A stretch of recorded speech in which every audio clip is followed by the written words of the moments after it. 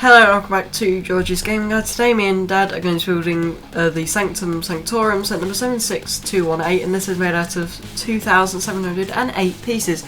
Included in that 2,708 pieces is 9 minifigures, 8 of which are unique.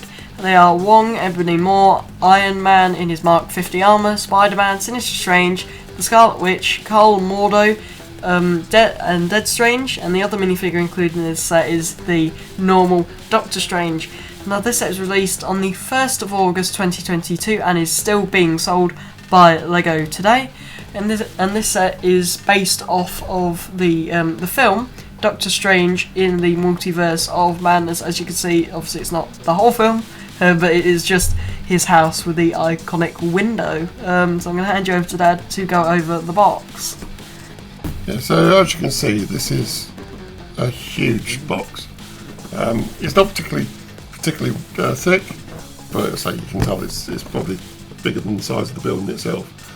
One thing I like about this is instantly recognisable as the Strange house because of this window. I think that's a really nice piece in this. I do like the fact that you get lots of variations in the minifigures as well. So you have the 3 Doctor Stranges in this, and it just looks really good. So let's get round to the back of the set. So this is a modular set, and you can actually take apart each of the floors of the building, so you can access the inside of it to get to the play or display features. Again, really nice design.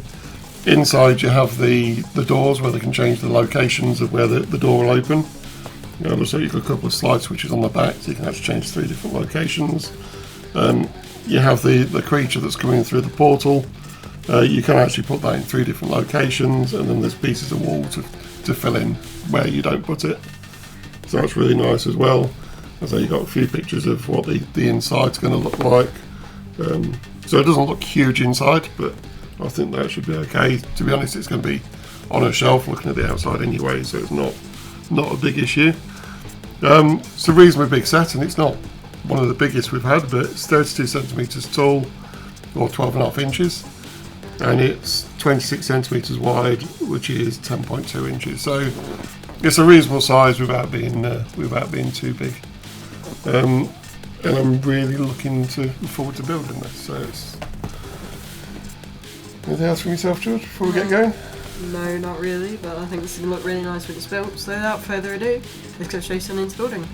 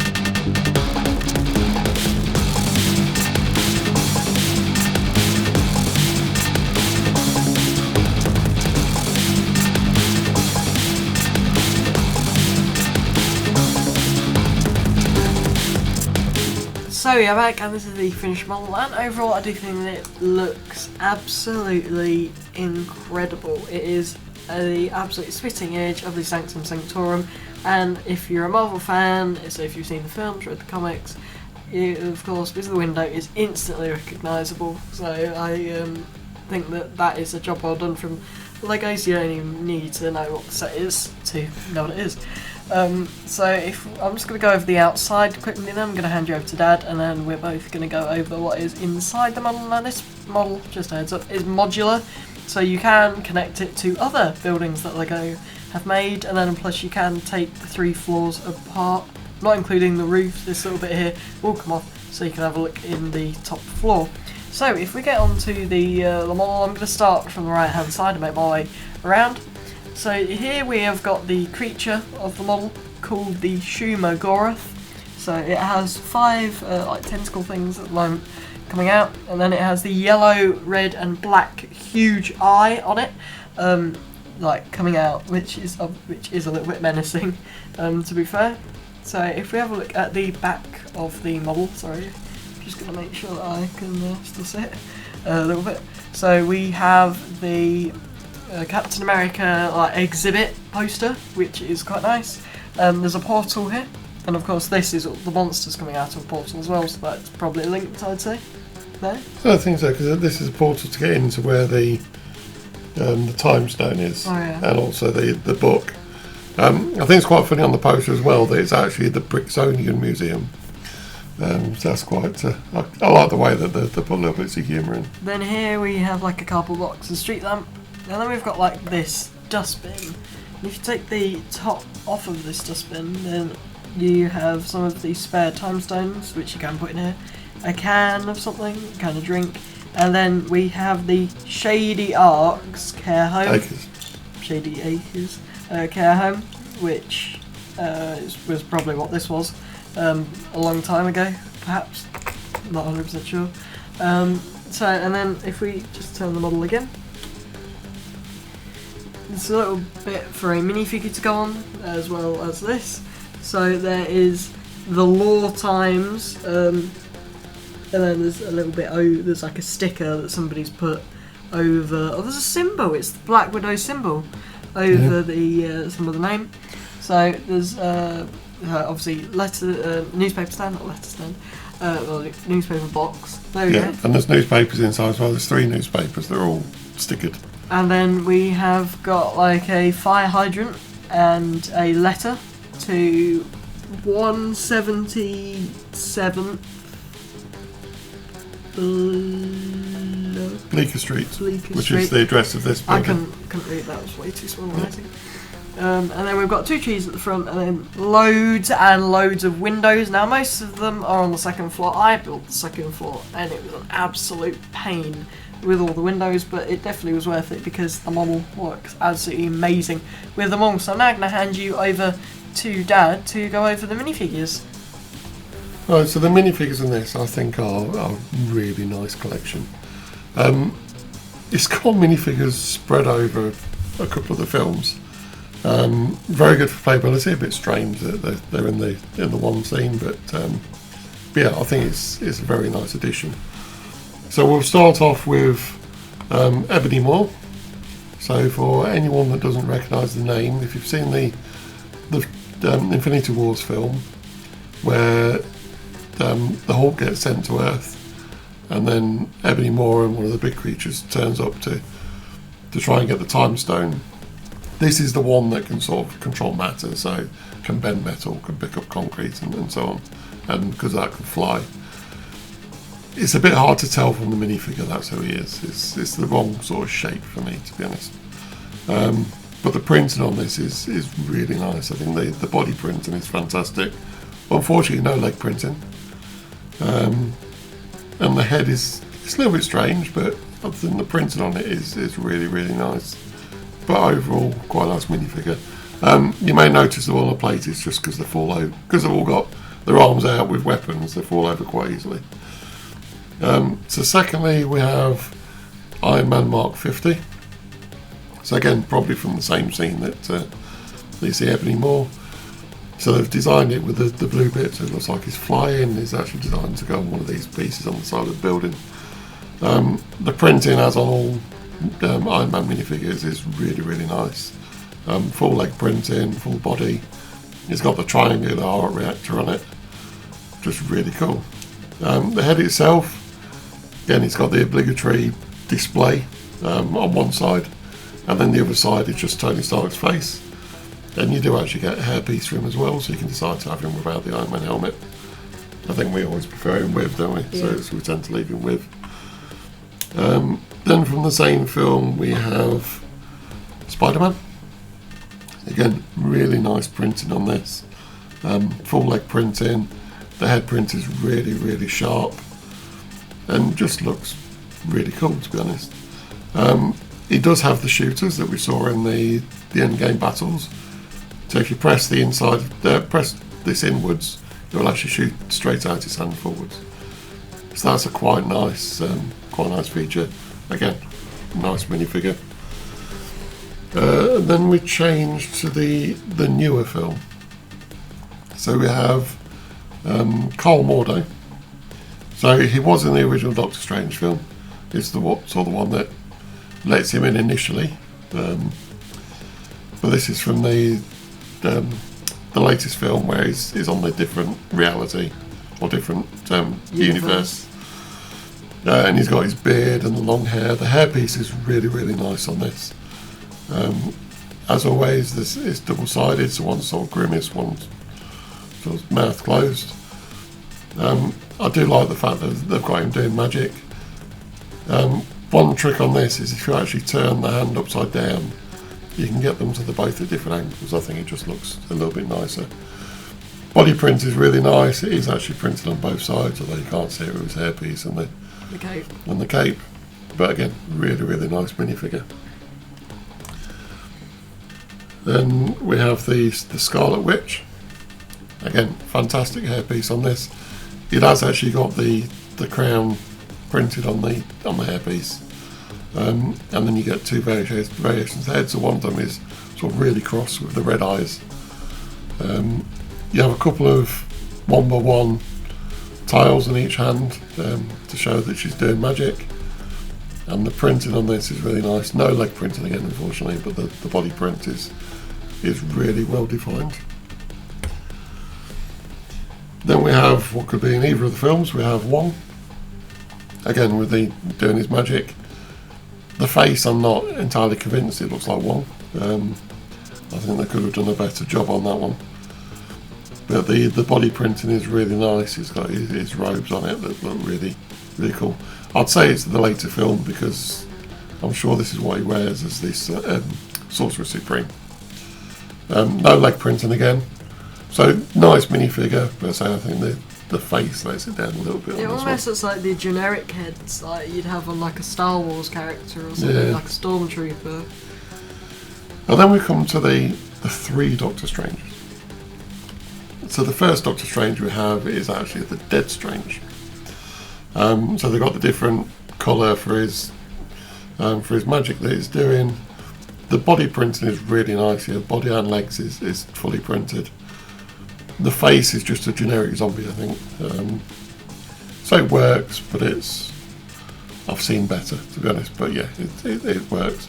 And I think the hairpiece looks really cool because that's how it was in the film. So again, really nice minifigure. Face lets it down a little bit, but great to have in the set. Then we have Sinister Strange. And Sinister Strange has the pink magic that it's doing. The body printing and leg printing again is fantastic, really nice detail on it. You do have two options with the face, and the second option actually has the third eye. So again, that's really cool. In fact, I'm going to turn that around. I'm going to have him with the third eye. And then the basic hairpiece. If we can get it back on, okay. So you can just see the third eye at the top. Again, really nice minifigure, great for the collection. And then we come to the normal Doctor Strange, the last one of the three. Which is the only minifigure in the set that is not unique, quite ironically. Yeah. I do like this, I say it's got a sort of rubberised cape. So you can take the cape on and off, and like you can on the others. And it's, let's say, because it's rubberised, it really keeps its shape. You have to be careful when you put it back on, because first time I tried it, his hairpiece went shooting up into the air. The body and leg print on this again is really nice. I think the details on his top half is fantastic. It does come with two heads, one where it's looking a bit cross and number one, so I'll keep on number one. They all struggle to stand up a bit on this because of the weapons they have. With this one, it's slightly the way around, so the cape actually pulls him backwards. So once it's on the set, it's absolutely fine, but they can be a little bit awkward to stand up. So if we go on to the building itself now, so I'll take the roof off, and George can do the first level and tell you the things that are in there. But the roof itself, it's quite a nice little bit of detail on that, since it's literally just a cover for it. I think the way they've got the chimney breast and everything works really well. They have a sort of little like roof garden on it. As I say, it just finishes off quite nicely. So if we get to the first level, we take off into that. Okay. Yep. So in the first level itself, I will do my best to tilt this forward. There are a couple of things that are a little bit loose, so if you see something falling out, it's not because it is built wrong, it is just that it's quite loose. For example, we have a chest in here, so I do just want to mention, just to be a little careful with that now. I'm looking at just to let you know, the reason I'm not just looking at this, I'm looking at the screen at the moment trying to see what's in it, and I can't see what's in it at the moment, so I'm just going to try to talk through that. So the brown box that you can see nearer the bottom of it is the chest. Now if Dad would like to open up the chest, I believe there are a couple of sort of, is there anything? Yeah, it looks like there's a scroll of some sort inside. And then we've got two helmets on either side of it, sort of. Yeah. Here and here. And then we have a weapon behind it as well, on a chain. Yeah. And then we have a couple of pictures of what I have to presume it's either the keepers of the place or the previous Sorcerers Supremes. There's a couple of axes on this wall as well. Next to what looks, it's like if you've seen Ninjago, it's like Sensei Wu's hat in gold, and then you've got like a black skeleton as well in full black, so which is quite cool. There's a couple of cabinets in there as well, but so the main feature of this level is the window. I don't know how easy it's going to be to put that up, but I think the window just looks great. It's a single piece. It was printed. It's not stickered. So that was really nice. And as George mentioned, right on the outside, it's actually got Captain America symbol. Now, just before we go on to the first bit, you'll know. So this section here with the Captain America and where the Shimmergraph is and where they're going into where the time stone is, they're actually all interchangeable. So just one end has got studs, and then the other end is curved, so you can put them in and out. But it means there's a bit of a play feature. You can actually move things around. You can even get the Shimmergraph on the second level pointing inside as well. So I think that's quite a nice feature.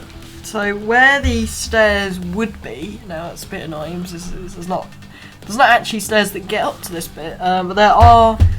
I mean, they can go up these side bits, but that's it. So the main staircase does stop a little bit short, which is a little bit annoying.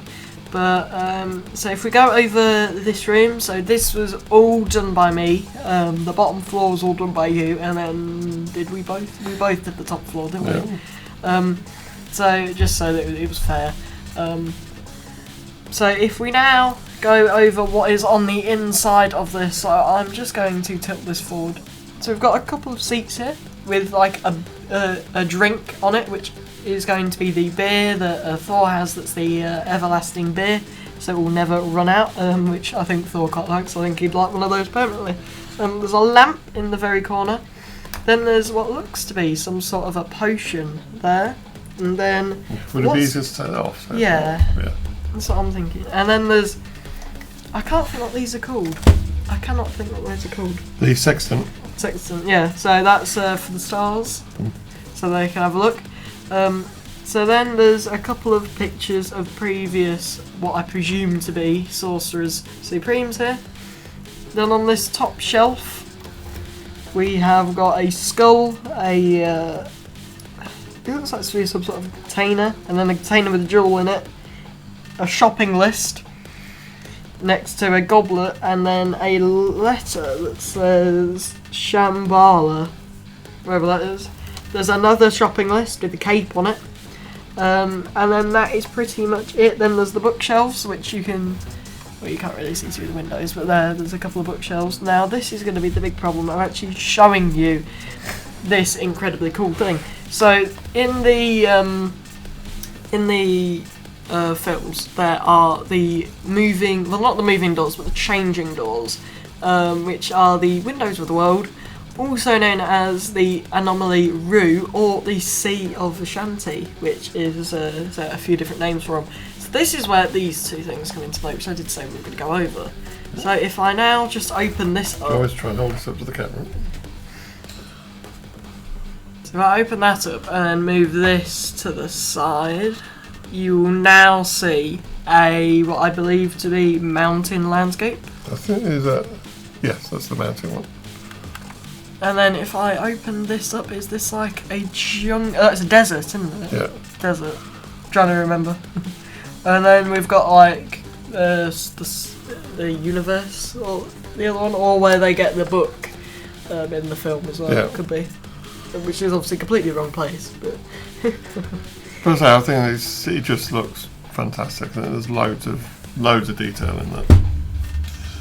And then we come to the bottom bit. I think they've really put the detail into this. Then the staircase itself, I think, is really nicely done. It's the posts on the staircase don't reach the top, but it's not an issue, to be honest. You have the green sort of chair in the corner. You got some jars on this side. I can't really see what you're... So some jars on this side. You've got a big grandfather clock at the back. I think the doors are really nice on this as well.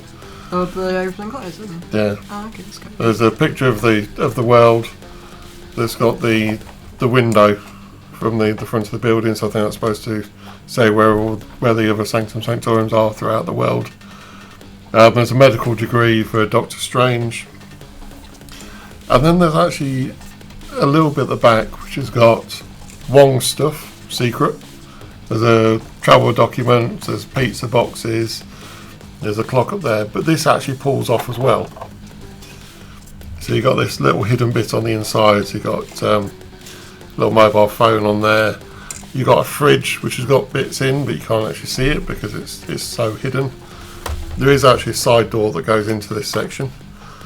But I think what we're probably going to do is use this little section as storage for the extra bits you get for when they're doing their spells. So you can have different types of spells that they're doing, so we'll just keep them inside.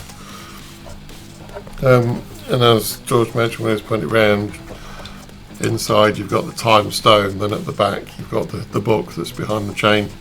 There's I don't know what that is. There's some sort of a poster in that room as well. Not sure what that is. Looks like another shopping list. I don't know, I can't read it. It's probably it looks like a different language, but yeah. There is on the back of the model as well as a poster for a shield, which is the wrong time period, I think, considering when this is. Yeah. The shield has fallen at this point, correct? I think so, yeah. So, I say they've put a lot of stuff into. So this isn't one of those walls, as we're saying, that come out, so you can actually move things around. So I think as playability, they've actually added quite a lot into this that will keep people interested. For any fans of modular buildings, I think this is perfect. It fits in very well with the police station or the boutique or anything like that. I don't think it will attach to the Daily Bugle, although I'd like to get this displayed alongside the Daily Bugle. Yeah, it would be quite nice. It's just that this would look miniature. Well, I suppose, isn't it? The Daily Bugle's a massive skyscraper. But the I think the quality of this is really nice. I love the fact that you've got so many small details and there's references to different things you have in the films. I say the playability is good, the fact that you can move stuff around. And there's a lot of Marvel as well. There's a lot of humour in the sets, which is good because that is a big part of Marvel as well. You know, a lot of it is serious and a lot of it is very funny, which I think LEGO's captured very well, considering some of the hidden jokes they've put in. But yeah, so I think overall, I'm really pleased with this set. I think it's going to look great when we can actually find somewhere to put it.